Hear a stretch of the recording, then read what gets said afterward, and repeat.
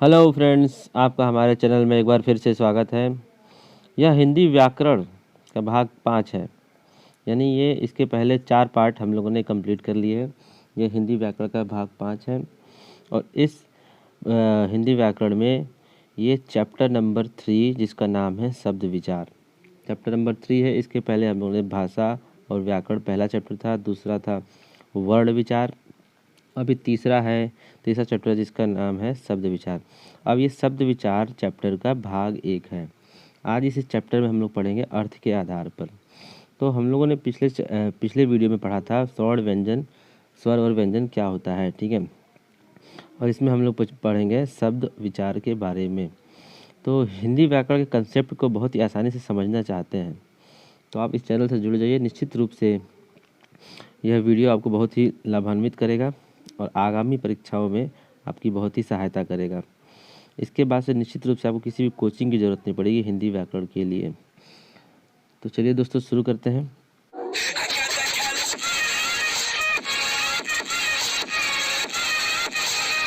शब्द विचार को इंग्लिश में बोलते हैं मॉर्फोलॉजी, ठीक है। शब्द विचार में हम लोग बात करेंगे कि कौन से शब्द कैसे बनते हैं, ठीक है। और कौन सा शब्द सही है, कौन सा गलत है, उन पर विचार किया जाता है, उसी को बोलते हैं शब्द विचार।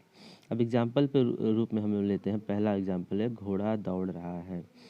तो घोड़ा पहला शब्द है, दौड़ दूसरा शब्द है, और रहा है तीसरा शब्द है, चौथा है।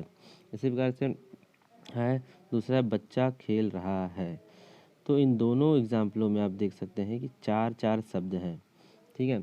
और चारों शब्दों को अगर हम पढ़ते हैं, घोड़ा दौड़ रहा है, अगर इनको पढ़ते हैं तो एक दिमाग में इमेज बन के चली जाती है। यानी कि ये जितने भी शब्द हैं कहीं न कहीं से ये शब्द सार्थक अपने आप की सार्थकता को सिद्ध करते हैं, ठीक है। ऐसे किसी शब्द में हमको नज़र नहीं आता कि एक शब्द, कोई भी एक शब्द इसमें से बेकार है। अब घोड़ा है, घोड़ा को बोलेंगे तो घोड़ा एक दिमाग में इमेज बन जाएगा, दौड़ने का इमेज बन जाएगा। और घोड़ा दौड़ रहा है तो कैसे दौड़ रहा है इसका भी इमेज बन जाएगा। बच्चा खेल रहा है, तो सारे शब्द इसमें देखा जाए तो सही है। इस प्रकार हम कह सकते हैं कि एक से अधिक वर्णों के एक से एक। अभी घोड़ा में जो होता है कई वर्णों से मिलकर घोड़ा बना हुआ है, ठीक है। उसी प्रकार दौड़ जो है, दौड़ भी कई वर्णों से मिलकर बना हुआ है। तो इसी प्रकार सारे शब्द हैं कई वर्णों से मिलकर बने हुए हैं। तो इस प्रकार से हम कह सकते हैं कि एक या एक से अधिक वर्णों के सार्थक समूह को शब्द कहते हैं, ठीक है। यानी वर्णों के समूह को, ठीक है, वर्णों के सार्थक समूह को हम शब्द कहते हैं। यानी कि कोई सार्थक अर्थ प्रकट करता हो, वर्णों का समूह हो, और वो समूह जो है सार्थक शब्द अर्थ प्रकट करता हो, उसी को हम शब्द बोलते हैं, ठीक है। यानी दूसरे शब्दों में हम कह सकते हैं कि एक या एक से अधिक वर्णों के संयोग से बनी सार्थक और स्वतंत्र ध्वनि को शब्द कहते हैं, ठीक है। कहते हैं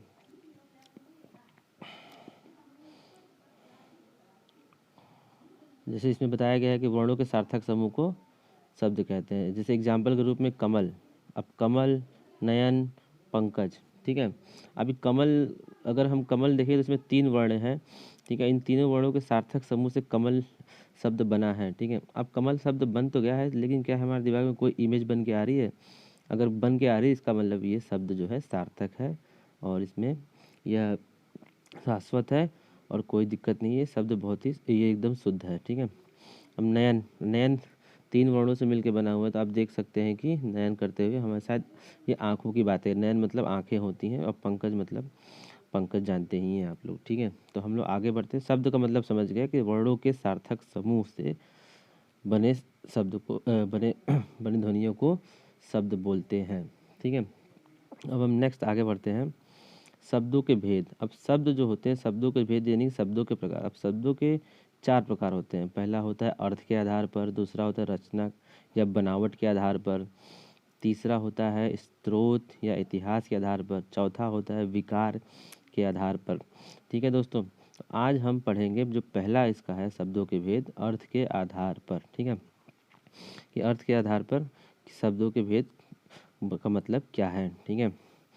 तो आगे बढ़ते हैं। अर्थ के आधार पर शब्दों के भेद।